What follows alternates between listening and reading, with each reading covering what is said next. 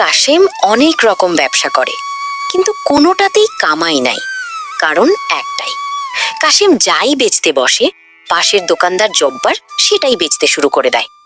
আসেন আসেন, তাজা লাউ নিয়ে যান। এত মিষ্টি লাউ জীবনেও খান নাই, নিয়ে যান ভাই।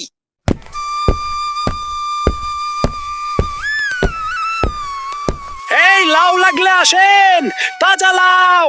আল্লাহ, একটু রহম করো, এই জব্বার ভাই আমার পিছু ছাড়ে না। ইলিশ নিয়ে যান, মাত্র 200 টাকা কেজি, একদম তাজা পদ্মার ইলিশ। আসেন আসেন, আমার কাছে আরো সস্তা, 150 টাকা কেজি।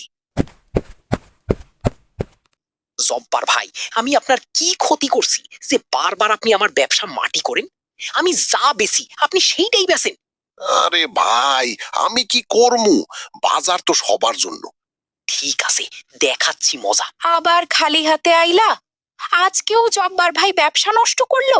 চিন্তা নাই গো, আমার মাথায় এমন একটা বুদ্ধি আসছে, জব্বার ভাই এইবার নকল করতে পারবে না, আর আমরা ইনশাল্লাহ লাখপতি হয়ে যাবো। কাশিম রাজমিস্ত্রি দিয়ে ছাদে বড় ঘেরা জায়গা বানায়। তারপর রাতের অন্ধকারে অনেকগুলো ছাগল কিনে এনে ছাদে পালতে শুরু করে।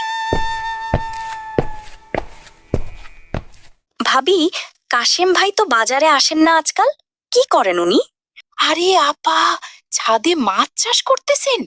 ট্যাঙ্কিতে পানি ভইরা অনেক মাছ ছাইরা দিছেন। এইবার আমরা লাখপতি। ওইটা কিসের আওয়াজ ভাবি? ওই পাশের বাড়িতে কেউ ছাগল পালে, তার আওয়াজ।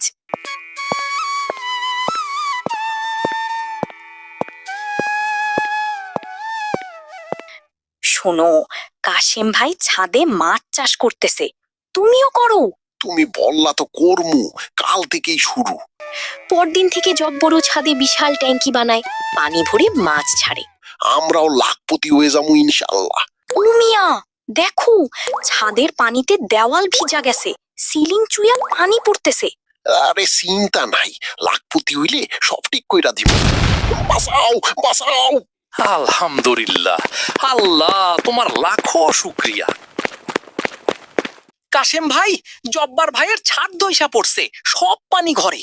আমি আগেই জানতাম, ছাদে মাছ না, আমি ছাগল পালছিলাম। জব্বার ভাই নকল করতে গিয়া ভুল করলেন।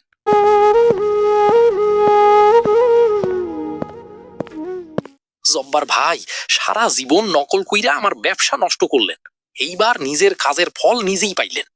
অন্যের ক্ষতি করতে গেলে নিজেরই ক্ষতি হয়। সেদিন থেকে জব্বর আর কারো নকল করে না।